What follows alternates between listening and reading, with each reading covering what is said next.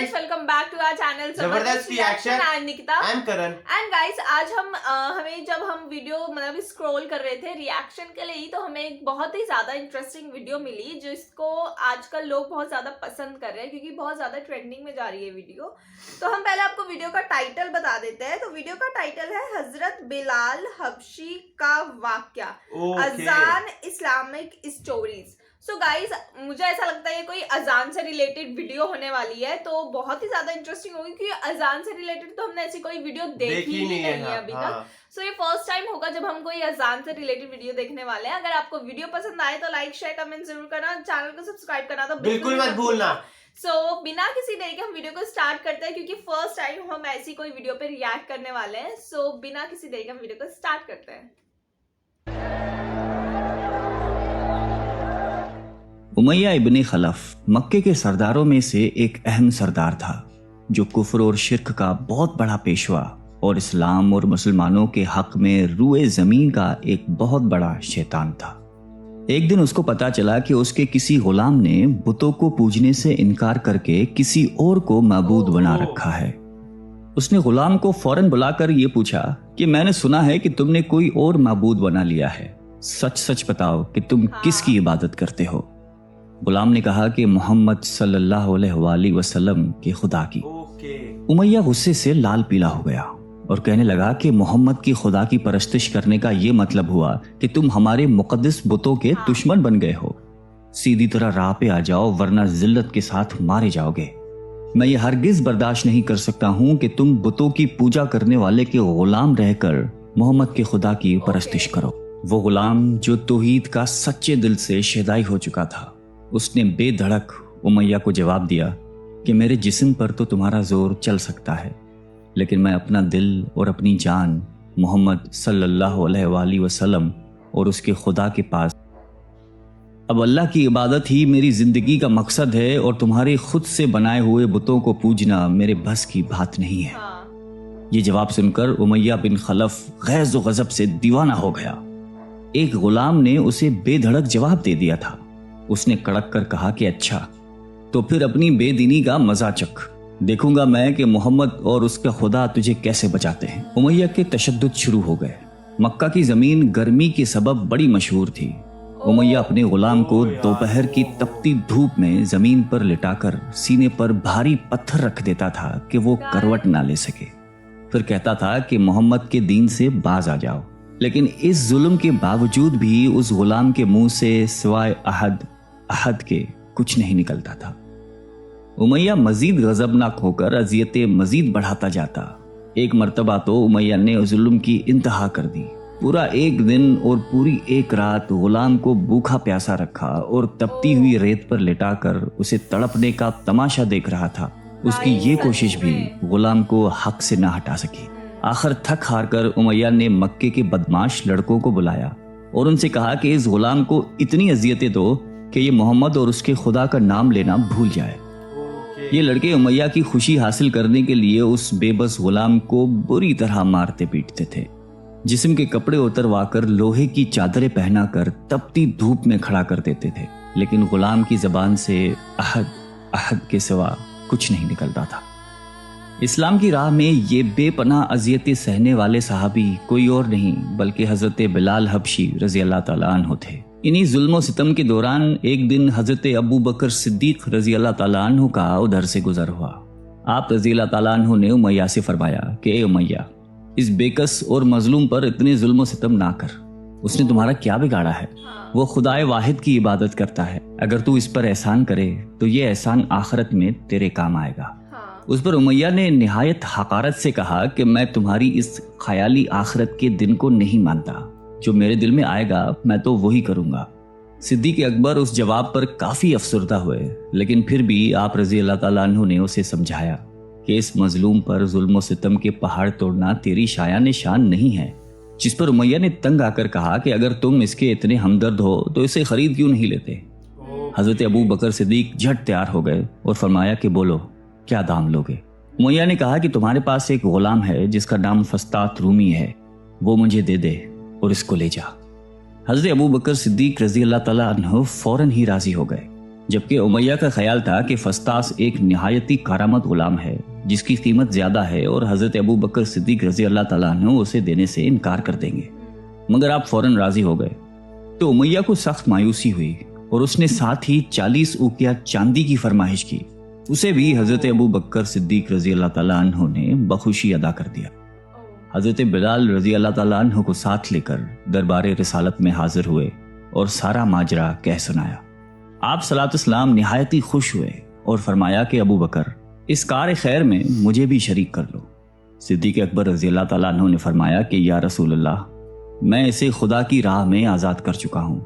یہ سن کر زبان رسالت سے صدیق اکبر رضی اللہ تعالیٰ عنہ کے لیے کلمہ رحمت جاری ہو گئے۔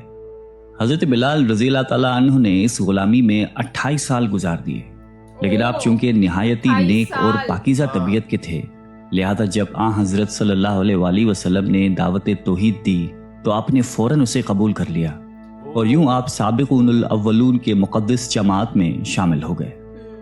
رہائی پانے کے بعد حضرت بلال ہمیشہ آپ صلی اللہ علیہ وآلہ وسلم کی خدمت میں حاضر رہتے تھے اور دل و جان سے نبی پاک صلی اللہ علیہ وآلہ وسلم کی خدمت بجا لاتے۔ آپ صلی اللہ علیہ وسلم حضرت بلال کو کسی بھی چیز کا حکم دیتے تو آپ اپنی جان بھی لڑا دیتے۔ غزوہ بدر سے لے کر غزوہ تبوک تک تمام غزوات میں شامل رہے، لیکن حضرت بلال کی اسلام کے لیے سب سے بڑی خدمت اور ان کے لیے سب سے بڑی سعادت اسلام کا سب سے پہلا موذن ہونا ہے۔ ہجرت کے بعد جب مسجد نبوی صلی اللہ علیہ وآلہ وسلم تعمیر ہوئی تو آپ صلی اللہ علیہ وسلم نے آپ کو اذان دینے کا ذمہ سونپا۔ آپ کی آواز نہایتی دل نشیں تھی اور اس میں ایک ایسی تاثیر تھی کہ اذان کی آواز سن کر لوگ سب کام چھوڑ چھاڑ کر مسجد کی طرف دوڑتے۔ 8 ہجری میں جب مکہ فتح ہوا تو کعبے کو بتوں سے پاک کرنے کے بعد آپ صلی اللہ علیہ وسلم نے حضرت بلال سے فرمایا کہ اے بلال، کعبے کی چھت پر کھڑے ہو کر اذان دو، اور یہ مبارک سلسلہ آن حضور صلی اللہ علیہ وآلہ وسلم کی حیات مبارکہ تک اسی محبت اور عقیدت کے ساتھ جاری رہا۔ لیکن 11 ہجری میں جب آپ صلی اللہ علیہ وسلم نے سفر آخرت اختیار کر لیا تو اس عاشق رسول صلی اللہ علیہ وآلہ وسلم پر غم کا پہاڑ ٹوٹ پڑا اور مدینے میں رہنا اب آپ کے لیے دشوار ہو گیا۔ آپ کو ہر وقت پیارے نبی صلی اللہ علیہ وآلہ وسلم کی یاد ستاتی رہتی تھی۔ آپ صلی اللہ علیہ وسلم سے آپ نے سنا ہوا تھا کہ مومن کے لیے سب سے افضل عمل جہاد فی سبیل اللہ ہے، لہٰذا آپ رضی اللہ تعالیٰ عنہ خلیفہ اول حضرت ابو بکر صدیق کی خدمت میں حاضر ہوئے اور جہاد پر جانے کی اجازت طلب کی، لیکن حضرت ابو بکر صدیق رضی اللہ تعالیٰ عنہ نے آپ کو خدا کا واسطہ دے کر کہا کہ مجھے اس بڑھاپے میں تنہا چھوڑ کر مت جاؤ۔ تو حضرت بلال نے اس شرط پر ابو بکر صدیق رضی اللہ تعالیٰ عنہ کی بات مان لی کہ اب وہ رسول اللہ کے بعد کسی کے لیے اذان نہیں دیں گے۔ حضرت ابو بکر صدیق رضی اللہ تعالیٰ عنہ نے ان کی یہ بات مان لی، لیکن آپ کے دور خلافت کے بعد خلیفہ دوم حضرت فاروق اعظم رضی اللہ تعالیٰ عنہ کے دور میں بھی جب بیت المقدس کی تسخیر کے لیے شام جانا پڑا تو وہاں عیسائیوں سے صلح نامہ طے پانے کے بعد حضرت عمر فاروق رضی اللہ تعالیٰ عنہ نے ایک خطبہ دیا اور حضرت بلال سے درخواست کی کہ آج جب کہ قبلہ اول پر توحید کا پرچم لہرا دیا ہے تو اس باعظمت موقع پر اگر آپ اذان دیں تو ہم آپ کے مشکور رہیں گے۔ حضرت بلال نے یہی اذان دینی شروع کی تو صحابہ کرام کو عہد نبوی کی مبارک یاد تازہ ہو گئی اور ان پر رخت طاری ہو گئی۔ شام کے معرکے کے بعد حضرت بلال نے شام ہی کے ایک گاؤں میں رہائش اختیار کر لی، کیونکہ مدینے میں ہر وقت آپ کو آپ صلی اللہ علیہ وسلم کی یاد ستاتی رہتی تھی۔ لیکن ایک دن آپ نے خواب میں آپ صلی اللہ علیہ وسلم کی زیارت کی۔ آپ ان سے فرما رہے تھے کہ اے بلال، کیا ابھی وقت نہیں آیا کہ تم ہماری زیارت کے لیے آؤ؟ اس خواب نے آپ کو بہت تڑپا دیا اور آپ بیتاب ہو کر فوراً مدینے روانہ ہوئے۔ مدینے پہنچ کر حضرت بلال نے روئے کہ حاضرین بھی اشکبار ہو گئے۔ وہیں حضرت امام حسن رضی اللہ تعالیٰ عنہ اور حضرت حسین رضی اللہ تعالیٰ عنہ بھی موجود تھے۔ نانا کے پیارے نواسوں کو آپ نے اپنے ساتھ چمٹایا اور بے تحاشا چومنے لگے۔ حضرت حسن رضی اللہ تعالیٰ عنہ اور حسین رضی اللہ تعالیٰ عنہ نے آپ سے اذان فجر کی فرمائش کی، بھلا اس میں رد کرنے کی کہاں گنجائش تھی۔ اگلے دن جب فجر کا وقت ہوا تو آپ نے اذان دینی شروع کی۔ لوگوں کی عہد رسالت کی یاد تازہ ہو گئی اور لوگ اس طرح روتے ہوئے مسجد کی جانب چلنے لگے جیسے کہ نبی پاک صلی اللہ علیہ وسلم کا دور واپس آ گیا ہو. ایسا دردناک منظر اس کے علاوہ کبھی دیکھنے میں نہیں آیا. حضرت بلال حبشی رضی اللہ تعالیٰ عنہ نے 60 سال کی عمر میں وفات پائی. آپ کا مزار دمشق میں ہے. آپ کو دربار رسالت میں خاص مقام حاصل تھا. آئیے ہم سب اللہ تعالیٰ سے دعا کرتے ہیں کہ ہمیں بھی حضرت بلال حبشی رضی اللہ تعالیٰ عنہ کی صفات میں سے کچھ عطا فرما دے. آمین. سو گائز ہم نے پوری ویڈیو دیکھ لی ہے. جیسے کہ ہم نے ویڈیو پہ دیکھا کہ ان کے اوپر کتنے اتیاچار ہوتے تھے. مطلب وہ اللہ پہ یقین کرتے تھے اور وہ پروفٹ کی دکھائی راہ پہ چڑھتے تھے, اس لیے ان کے اوپر بہت اتیاچار ہوتے تھے. بٹ اور انہیں دھوپ میں کھانا بھی نہیں دیا جاتا تھا, ایسے بھوکا چھوڑ دیا جاتا تھا. اینڈ انہوں نے بتایا کہ اتنے سال تک ان پہ اتیاچار ہوتا رہا, ان کے ساتھ مارتے رہے, وہ ان کو انفیکٹ وہ کھانا بھی نہیں دیتے تھے. بہت سال ہو گئے تھے.